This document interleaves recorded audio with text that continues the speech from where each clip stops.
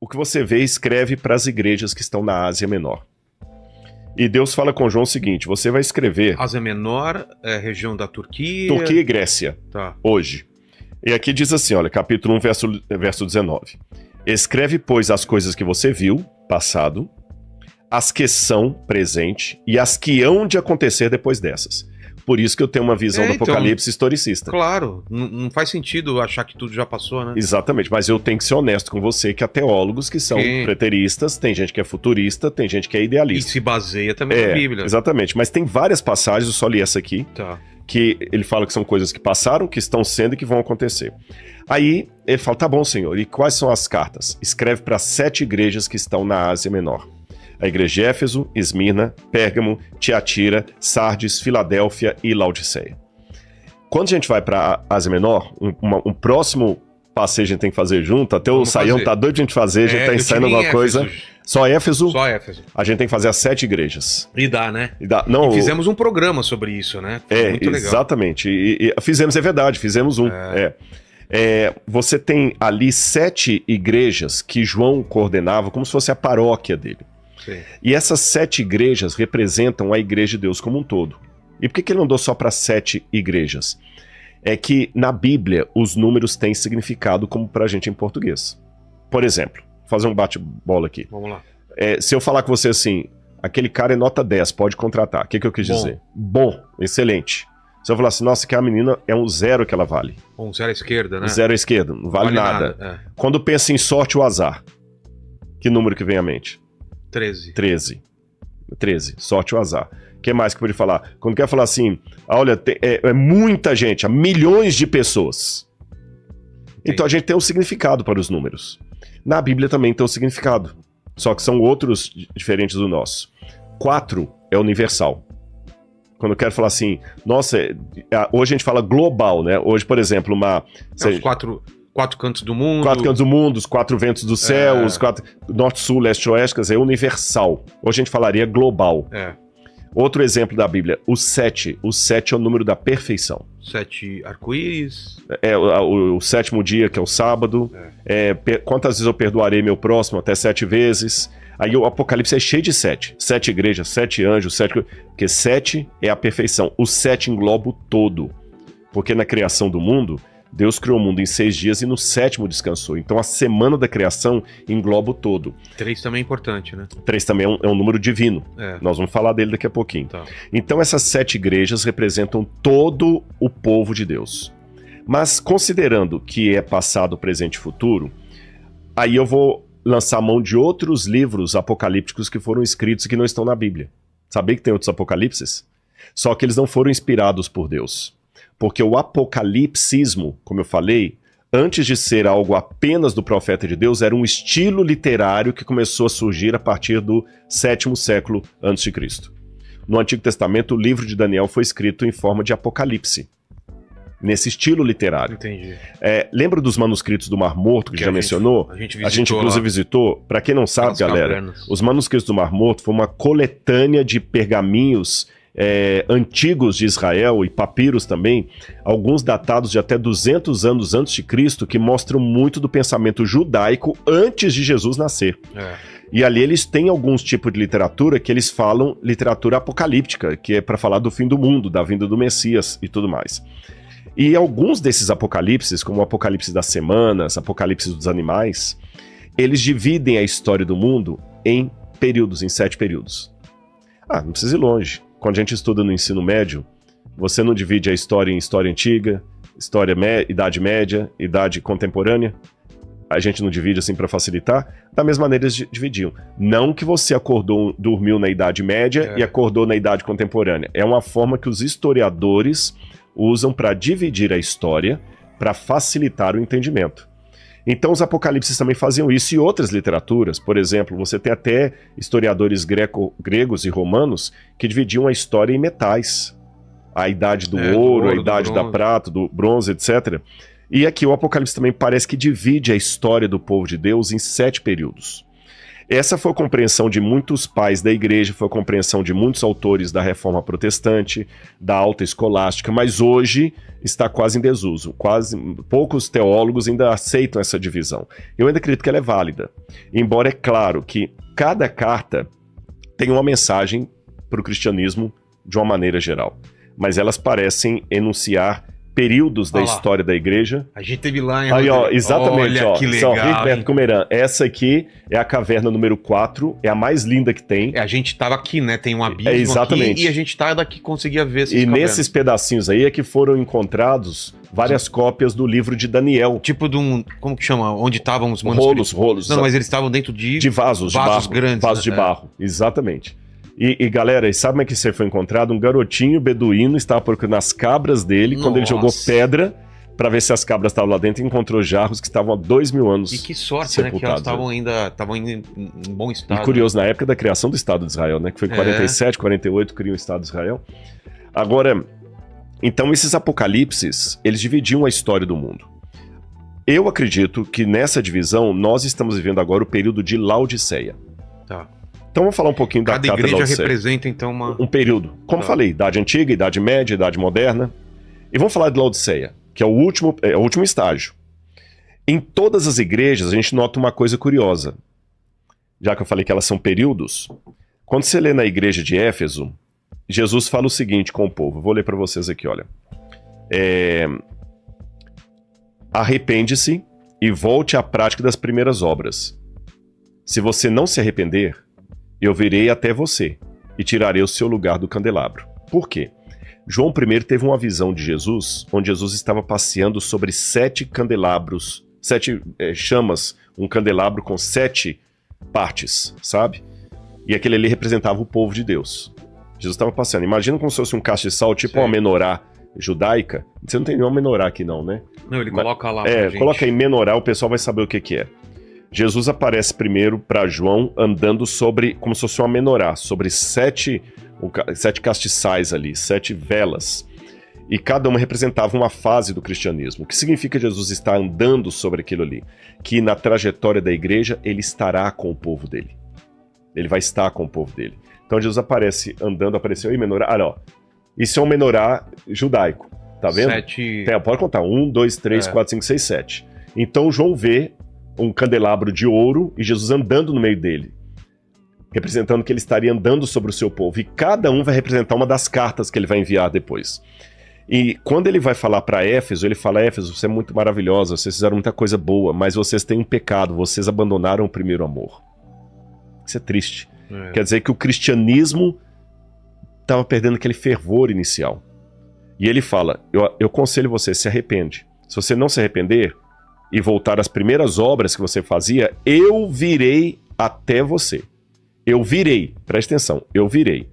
Quando vai para a igreja de Esmirna, que é a segunda fase do cristianismo, ele diz assim, capítulo 2, verso 10: Seja fiel até a morte e eu lhe darei a coroa da vida eterna. Muito bem, eu virei até você, eu te darei a vida eterna.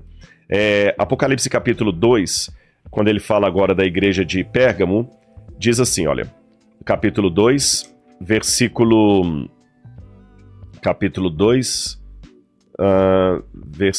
16.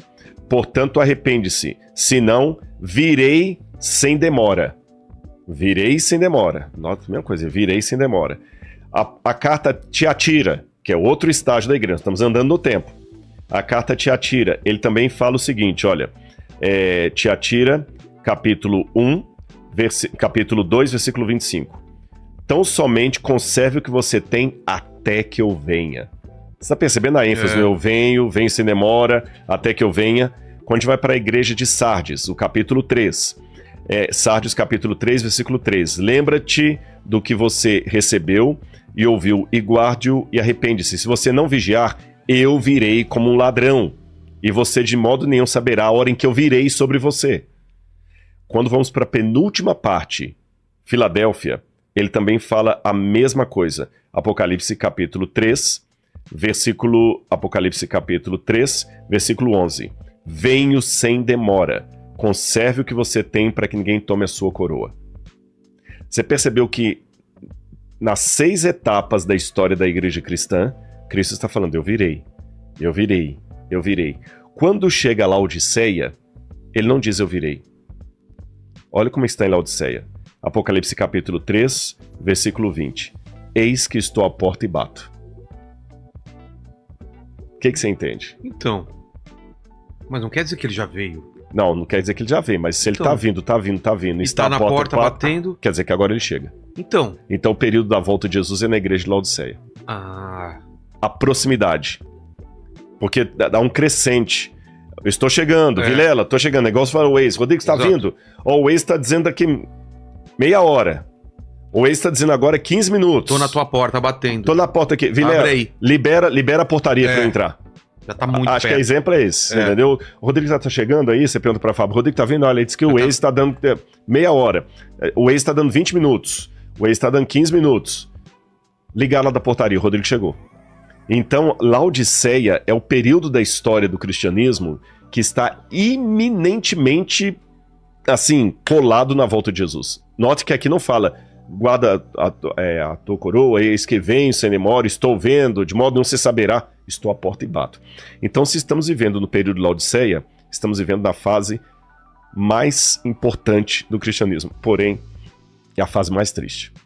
Posso ler a carta de Laodiceia? Claro. É a única que vou ler. Tá cansativo ou tá dando pra entender? Não, tá. A galera tá entendendo, gente? Aí vocês podem até participar aí também e tal. Vamos lá. Ao anjo da igreja em Laodiceia, escreve: estas coisas diz o Amém, a testemunha fiel e verdadeira, o princípio da criação de Deus. Eu conheço as obras que você realiza, que você não é frio nem quente. Quem dera você fosse frio ou quente. Assim, porque você é morno e não é quente nem frio, estou a ponto de vomitá-lo da minha boca. Isso aqui é interessante. Isso é muito citado, né? Porque, olha que interessante. Hoje a gente vive num mundo que todo mundo fala que a virtude está no meio, para citar Aristóteles, a Ética Nicômaco. Você tem que ser equilibrado em tudo. Parece uma frase correta, não parece? Temos que ter equilíbrio em tudo. E se eu te falar que essa frase é biblicamente errada? Vou mostrar por que ela é biblicamente errada. Galera, a frase que eu estou questionando é temos que ter equilíbrio em tudo. Aí de repente você pode falar, Rodrigo, então temos que ser desequilibrados? Ninguém quer ser fanático. Tem que beber muito, comer muito. Exatamente, não. Você tem que ter equilíbrio em tudo. Vamos ver. Olha o que Jesus fala. Quem dera você fosse frio é um extremo. Quente é outro extremo. Correto? O morno é o equilibrado. E a Bíblia fala que Jesus vomita o morno. Então quer dizer que ele vomita o equilibrado? Olha que louco isso aqui. Porque quente, como eu falei, é um extremo. Frio é outro extremo. O morno é o que está equilibrado entre os dois ali. E Jesus fala, você é morno, eu vou vomitar você. Sabe por que Jesus vai vomitar os mornos? É porque o perigo dessa frase, temos que ter equilíbrio em tudo, está com a última parte dela, Vilela. Eu não tenho que ter equilíbrio em tudo. Eu tenho que ter equilíbrio nas coisas do bem, nas coisas de Deus. Por exemplo, eu tenho que ter equilíbrio entre o lazer e o trabalho. Sim. Mas eu não tenho que ter equilíbrio entre o céu e a terra. Entre o inferno e a terra. Sim, aí não. O inferno e o céu. Eu não tenho que ter equilíbrio entre a fidelidade e a infidelidade. O bem e o mal. O bem e o mal. Eu tenho que ter um equilíbrio entre Deus e Satanás. Não existe isso. Então o perigo dessa frase, por isso que eu falei que ela é muito sutil. Tudo, né? Eu tenho que ter equilíbrio em tudo? Não. Tem coisas que você tem que firmar uma posição. Ser radical. Ser radical. E as pessoas não querem ser radicais. Essa palavra radical as pessoas entendem errado, mas tem certas coisas que você é radical. Sabe o que significa radical? Radical é ter raiz. Exato. Posso roubar ou não? Não, você tem que ser radical. É errado roubar, é errado trair, é errado mentir, sabe? Não tem meio termo, né? Só que as pessoas hoje elas estão querendo ter o meio termo pra tudo. Porque não se envolve, não... Exatamente, por isso Jesus fala que ele vomita os equilibrados. E ele fala que essa Laodiceia, ela era muito rica, ela fala assim, olha, você diz, eu sou rico, estou bem de vida e não preciso de nada, mas você não sabe quem é infeliz, sim, miserável, pobre, cego e nu. Eu aconselho que você compre de mim ouro refinado pelo fogo para que você seja de fato rico. Compre vestes brancas para se vestir, a fim de que a vergonha da sua nudez não fique evidente, e colírio para ungir os seus olhos, a fim de que você possa ver. Olha que interessante, essa carta à igreja de Laodiceia, porque temos que lembrar uma coisa, pessoal, lembra, nós estamos dividindo simbolicamente a trajetória do cristianismo em 7 partes. E como é simbolicamente, ele coloca como símbolo de cada parte uma carta para uma igreja, que trata de um problema local, simbolizando um problema futuro que a igreja passaria. A carta a Laodiceia era a cidade, e lá na Turquia, quando você tiver a oportunidade, você vai ver, o Saião, já cruzei com o Saião várias vezes ali com grupos do Saião. Laodiceia é um paradoxo, porque Laodiceia ela tinha a maior produção têxtil de toda a Ásia Menor. Toda a produção têxtil. Eles produziam um tipo de lã escura de cabra, e essa lã era caríssima. Então a moda na época era produzida em Laodiceia. Mas era pra roupa, não pra pergaminho. Não, pra roupa. Era lã mesmo. Porque lá na Turquia tem um lugar... É pérgamo. Mas aí é o couro. Exatamente. Não, aqui era lã pra roupa. E olha que interessante, Jesus fala que ela estava nua. Poxa, falar que uma cidade que produz e tá nua é o cúmulo do... Exatamente, é como se eu pegasse Águas de Lindóia e falasse o seguinte, você tá seca de água, não tem água nenhuma aí. Águas de Lindóia produz água. Esse paradoxo, né? Paradoxo. Era uma cidade tão rica, que o pessoal fazia muita piada sobre a arrogância dos laodicenses. Eles se achavam pra caramba. Eles tinham certeza. São os carioca. Os carioca de hoje, né? Foi ele que falou. Eu falei. Ele que falou. Os carioca se acham, não acha? Pô, nada a ver. Aí, ó. São Paulo, pô, tu mora em São Paulo, meu irmão. Eu tenho praia, meu irmão. Nem praia você tem. Mais ou menos assim. Diz que quando tem raio no céu, o pessoal olha pra cima pensando que é Deus tirando foto deles, né? Exato. Laodiceia não é lindo lá, né? Vamos falar o quê? É lindo. E Laodiceia também era bonito. Era bonito? Linda. Uma cidade... Tanto é que quando teve um terremoto ali nos anos 60, não anos 1960, anos 60 do primeiro século, teve um terremoto ali no Vale do Licos e Nero mandou ajuda financeira para cidades que foram afetadas. Laodiceia foi a única cidade que recusou a ajuda imperial. Não precisamos. Ficaram ofendidos ainda. A gente dá conta. Quem que o imperador acha que é? Nós vamos pegar só um dos nossos empresários aqui, tinha um cara chamado Polemos, que ele sozinho mandou refazer todo o estádio da cidade com capacidade para 30 mil pessoas. Entendi. Só um cidadão. O Polemos tinha até moeda própria, de tão rico. Era o Elon Musk da que morava lá.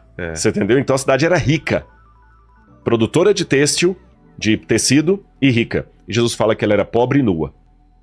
E para completar a ironia da carta apocalíptica, Laodiceia tinha a maior escola de oftalmologia de toda a Ásia Menor.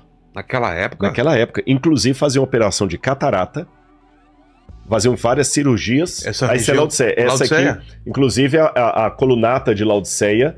Isso aqui a cidade também tem Dicamanos e Manos. São as duas ruas principais. Vias. Essas colunas que o pessoal está vendo aí, do lado ficavam sempre lojinhas. Entendi. Inclusive, por coincidência, você pegou uma foto, não vai dar para mostrar aqui, mas ali entre as duas colunas do meio ali, tem uma coisa bem preservada lá, o dia que for eu vou te mostrar. Sei. Que é como se fosse um jogo de gamão na porta ainda da época. Sei. Que a galera sentava e ficava jogando. Você ficava jogando ali, da época. Então, hoje tá tudo destruído, mas na época isso aqui é como se fosse a Quinta Avenida de Nova York. Nós achamos Eliseu lá de Paris, movimentada, riquíssima.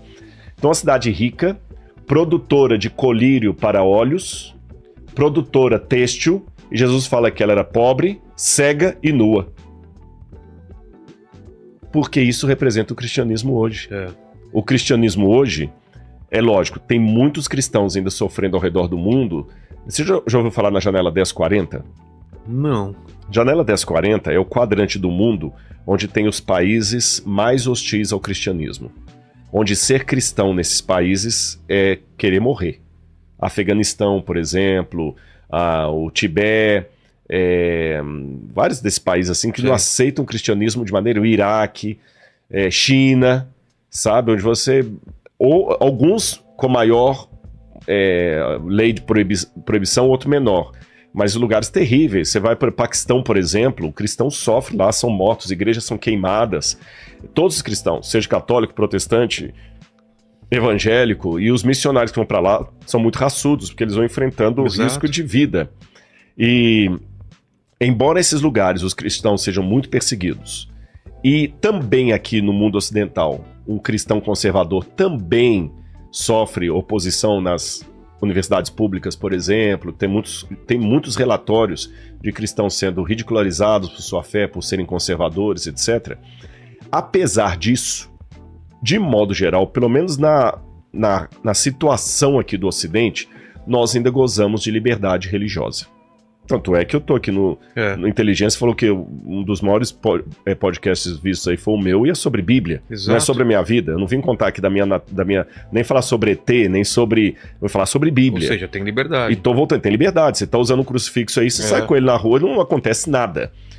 Apesar disso, tem lugares onde os cristãos sofrem. E hoje, então... Aí, a janela 1040 lá. Não, a janela 1040, exatamente. Esse canto aí, olha, esse onde... Traço preto, né? Exatamente. É onde o cristianismo tem maior oposição, são os lugares mais difíceis... Pega a China também. ...de ser cristãos. Exatamente. Egito, Arábia Saudita, não tem muitos países ali. Marrocos. Ser cristão aí não é fácil, não. E ali nós estamos falando de uma população de... ali tá 1 bilhão e 400 milhões, mas deve ser mais, porque só a China tem... E a Índia já dão quase 3 bilhões aí. Mas são 23% da população do mundo fica aí. Caramba, 23%. Ó.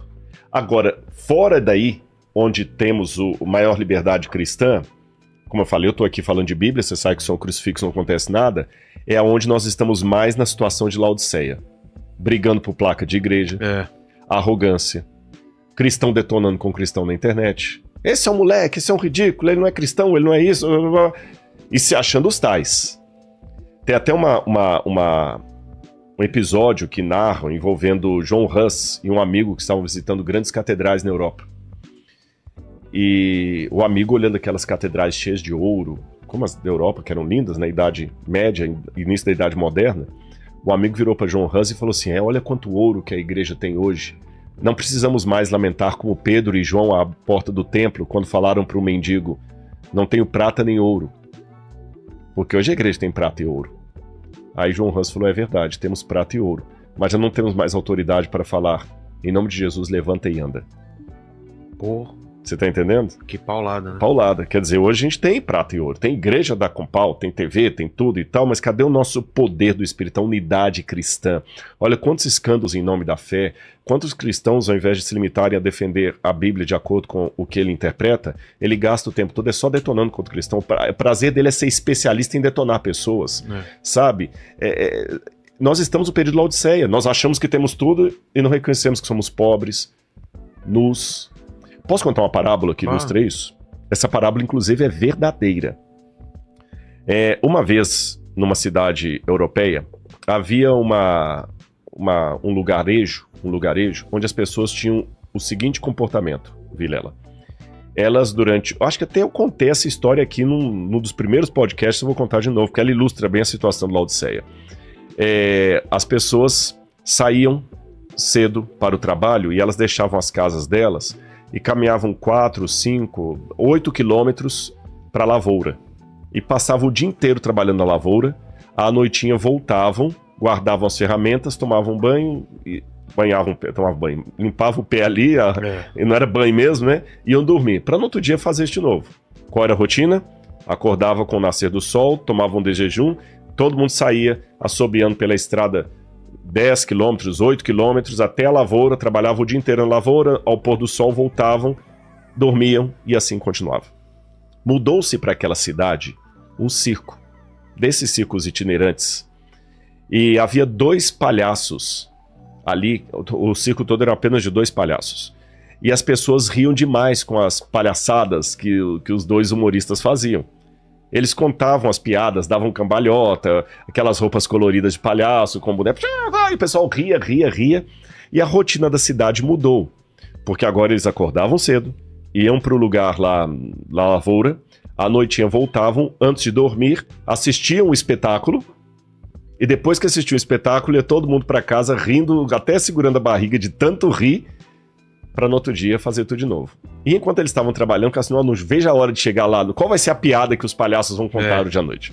Aconteceu que um dia, enquanto as famílias estavam trabalhando na lavoura, o mato em volta da cidade estava seco e de fácil combustão, e começou a pegar fogo. Os palhaços estavam no circo, se aprontando para o show, maquiando, colocando nariz, a peruca, aquela roupa colorida, quando um olhou pela janela e falou assim, tá sentindo cheio de queimado? O outro, eu tô. Tá pegando fogo, o fogo tá alastrando, vai chegar na cidade. Então vão apagar o fogo. Não dá pra apagar o fogo, a gente tem que chamar o pessoal pra ajudar. Só nós dois não damos conta. É verdade, então vamos chamar o povo.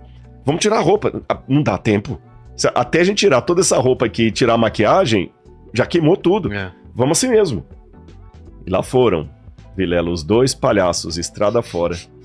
Gritando e gesticulando. Vestidos de palhaço. Quando o povo da lavoura viu, o que você acha que aconteceu? Ninguém levou a sério. Pior, não só não levaram a sério, quando começaram a rir. A rir, claro. E quanto mais os palhaços gritavam, fogo, mais engraçado ficava. E a história diz que o fogo pegou as casas, o trailer, o circo, a perda foi total. Todos perderam tudo. Jesus, quando contava uma parábola, perguntava ao auditório: o que vos parece? Onde está o problema? Com a mensagem ou com os mensageiros? Vilela, você que já fez muito stand-up e tudo mais, você fazer o humor no palco, tudo bem, não tem problema nenhum. Agora, o problema é quando eu não tenho uma vida coerente com aquilo que eu digo acreditar. Perfeito. Aí parece uma piada. Eu falo que Jesus em breve voltará, mas eu não vivo como alguém que está esperando Jesus voltar. Eu falo que Jesus mandou amar ao próximo como a si mesmo e eu só uso a minha influência na internet para detonar com pessoas. Onde é que está o amor que Jesus mandou? Onde é que está o amor? Tem pessoas que são especializadas em denúncia. Eles não são especializadas em amar. Eles querem, ao invés de apenas anunciar a verdade, eles só querem combater o erro. Há uma diferença. Eu quero anunciar a verdade ou eu quero combater o erro? Ah, a mesma coisa. Não é. Porque dependendo da ênfase, tem pessoas, por exemplo, que falam mais do diabo do que de Jesus. Ele quer tanto combater os ardis de Satanás. Uma vez teve um pregador que um irmão chamou e falou assim: pastor, nós temos que denunciar os ardis de Satanás, irmão. Tudo bem, pastor, temos que denunciar os ardis de Satanás. Mas o senhor já notou que no seu púlpito, eu contei, o senhor citou só no último sermão 118 vezes a palavra diabo e Satanás e apenas 4 vezes a palavra Jesus. Então, quando eu sou especialista em denunciar, eu acabo nunca anunciando a verdade, porque eu estou ocupado demais só em denunciando o erro, só em criticando pessoas. Aí, quem não é da Bíblia, quem não é da igreja, olha pra mim e ri. Porque eu falo que eu acredito em Jesus, eu acredito no amor, eu acredito na volta de Jesus, mas eu não vivo como quem está esperando a volta de Jesus. Então eu sou como aquele palhaço tentando alertar o mundo de um incêndio sério. Eu pareço apenas um stand-up, que tem o seu lugar no palco. Você contando uma piada de humor no palco, eu vou dar risada e vou achar legal. Mas fora desse contexto. Mas fora desse contexto. Então você entendeu o problema? Claro. Laodiceia é isso. Laodiceia é o povo perdendo aquela... É até interessante essência. Que a palavra Laodiceia, laos em grego, significa povo. De onde vem a palavra leigo. Dikeia significa justiça. A deusa Dikeia é a deusa da justiça. Então Laodiceia seria a justiça, o juízo do povo, ou o povo que julga. É um trocadilho no grego, você pode traduzir como a justiça do povo ou o povo que julga. Então aqui, nessa série de 7 cartas, João resumiu a história do cristianismo desde a sua época até a volta de Jesus. E ele deve ter terminado a última carta preocupado, porque a última carta não mostra um cristianismo rico, fervoroso, maravilhoso. Mostra um cristianismo empobrecido espiritualmente.